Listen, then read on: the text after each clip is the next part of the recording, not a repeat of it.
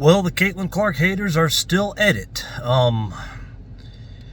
It's hard to believe. It's the WNBA season's been over for a little bit. The Indiana Fever, Caitlin Clark, have been eliminated for a little bit. She's been keeping a pretty low profile. All these other people have not been keeping a low profile, yet they can't seem to stop talking about Caitlin Clark. All these people that love to try to diminish what she's doing or just outright say bad things about her and her fan base, and one of those people is part owner in the Atlanta Dream, Renee Montgomery. Now, I've done some videos on her before. She's part owner of the Atlanta Dream. They play their games in a 3,000 seat arena that can sometimes expand out to almost 4,000 seats, which is wild. That's a lot of seats for them, but mostly they keep it in the 3,000 range, except for the 2 times this year that Indiana came into town with Caitlin Clark, and they went to the State Farm Arena where the Atlanta Hawks played.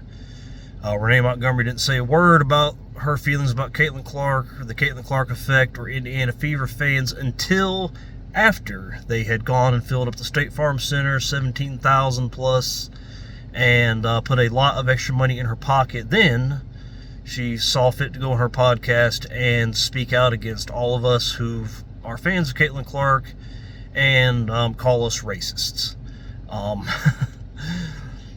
You can't make this stuff up. And she got interviewed either yesterday or 2 days ago, something like that, by Rich Eisen on his podcast, The Rich Eisen Show. I don't know why Rich Eisen is interviewing her. He's doing very, very well for himself. He has a very popular show. He's a very well-respected journalist, interviewer, somebody that I know I enjoy a lot and have a lot of respect for. Obviously he was one of the SportsCenter anchors during their golden era. So anybody who was a SportsCenter anchor back then is going to be golden in our books unless they just completely go off the rails, a la Keith Olbermann. But, I mean, he's got a good show, always gets good guests. I don't know why he felt like he had to have Renee Montgomery on that show, who's never done anything and lives in a fake world of fake activism that does not do anything. She forced one of the owners of the Atlanta Dream, when her group bought it, the group that she's a part owner in, because basically let a player revolt because he thought the Black Lives Matter thing was not good, and as it turns out, it wasn't. So, and nobody's bringing that up. Nobody ever holds their feet to the fire for anything, unless your name's Caitlin Clark, or unless you're a fan of Caitlin Clark. So she was asked on Rich Eisen show about the Caitlin Clark effect and all that, and she went on this rant about, we got this incredible rookie class led by Caitlin Clark and Angel Reese. And she spent the entire time saying, Caitlin and Angel, Angel and Caitlin, Caitlin and Angel, Angel and Caitlin. And it was so ridiculous the way she kept trying to, shoehorn Angel Reese's name in there. As I said before, her hype train is done. That Caitlin Clark-Angel Reese rivalry ended on August 30th in Chicago. That was their 4th game of the year. It allowed Indiana to take a 3-1 season edge over them. They missed the playoffs. Chicago did. Indiana made the playoffs for the first time since 2016. The Chicago Sky, the 2021 WNBA champions, missed it. Angel Reese missed the last part of the season. And in that game, Caitlin Clark had, I think, 31 points, 12 assists. And they were up so big, they pulled her with about 3 or 4 minutes to go. Emptied out their benches, had their 8 through 12 players playing against the 9 through 12 players on Chicago, while Angel Reese, the lone starter and all-star, was on the court trying to get her vaunted triple-double, which she did not have at the time. She had like 5 points and 9 rebounds at the time when they basically quit trying. So, pretty pathetic effort that day. And to add insult to injury, it was Angel Reese Barbie night. That's her nickname, Barbie, and they're selling a lot of pink Angel Reese merchandise, which afterwards Caitlin Clark was seen signing. If that's not the end of a rivalry and proof that a rivalry is dead, I don't know what is.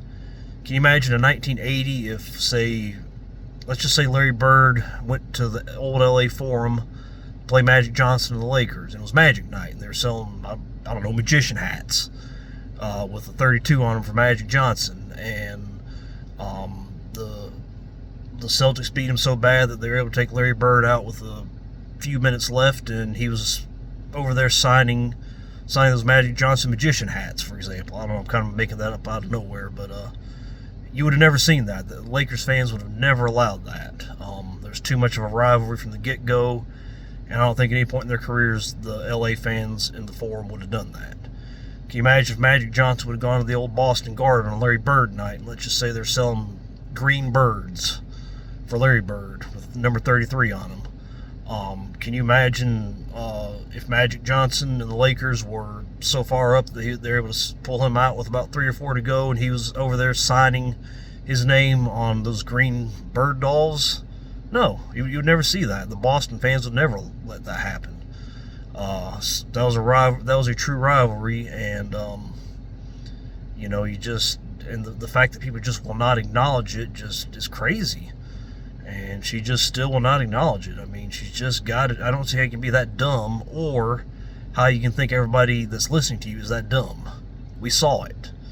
And like I said, the way people are just trying to shoehorn Angel in there just so they can go without giving Caitlyn her proper respect and admit that it was pretty much all Caitlyn. ESPN even admitted it. The worldwide leader in woke during their broadcast, they just said, look, her games versus everybody else's games, the attendance is way better, the viewership is way, way, way better, and there's just really no comparison there. And I wonder why Rich Eisen didn't ask a few follow-up questions when she kept mentioning Angel, Angel, Angel.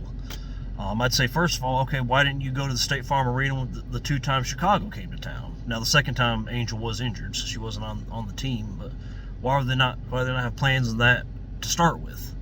The first time they went there was, I believe, after Caitlyn's first time, and they played in their usual little arena and played in front of, hang on, I got the number here, 3,260 fans. So why didn't they open up the State Farm Arena for Caitlyn, since Angel had every bit as much impact? Now, the Atlanta Dream, Renee Montgomery, y'all aren't racist, are you? Y'all aren't trying to promote the white girl over Angel, are you? I think you might be. Because why else would you open up the State Farm Arena twice for Caitlin Clark and not open it up for Angel? Oh, and by the way, the second time Chicago came to Atlanta was the second to last game of the year. Angel Reese had long since been out with an injury, and the attendance in that game was 3,335. So they actually drew more of an audience in their little arena without Angel than they did with Angel. Back when Angel's hype train was at full song. So I don't know. I mean, the derangement syndrome there is crazy, and we're not stupid. All right, I don't know what to tell you other than we are not stupid. We see what's going on, we see your agenda, and I mean, the fact of the matter is, it's all Caitlyn. It's all Caitlyn. I'm gonna say it one more time. It's all Caitlyn for everybody in the back. And, like I said, I've only seen the clips of the interview. I don't think Rich Eisen asked any follow-up questions like that. I think it would have probably made the viral cycle if it did. But it's just it's crazy.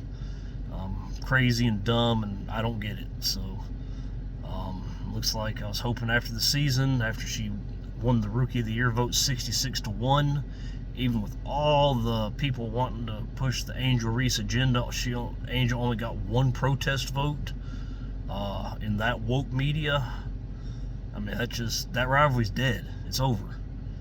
It's dead. I mean, Caitlyn beat her 4 out of 5 times in the year 2024, counting their Elite 8 matchup when she avenged the previous year's National Championship game loss. The National Championship game, by the way, where Angel Reese was the 4th leading scorer on her own team and scored less than half as many points as Caitlin Clark did. That just shows you the difference between their teams. Caitlin Clark has to score 30 points just to stay somewhat competitive. Angel Reese can be the 4th leading scorer on her own team and win a championship. Angel Reese can't do it the way Caitlyn can. Nobody can. And we've seen that, and I don't know why they want to keep acting like that's not the case, or acting like Angel's on her level, but she's not. And that's all there is to it. So, be interested to see who else comes out and says something stupid, but who knows? By the day, it seems like. So, take care, guys, and I will talk to you soon. Have a safe Halloween out there, and watch out for trick-or-treaters. That's all I can say. Take care.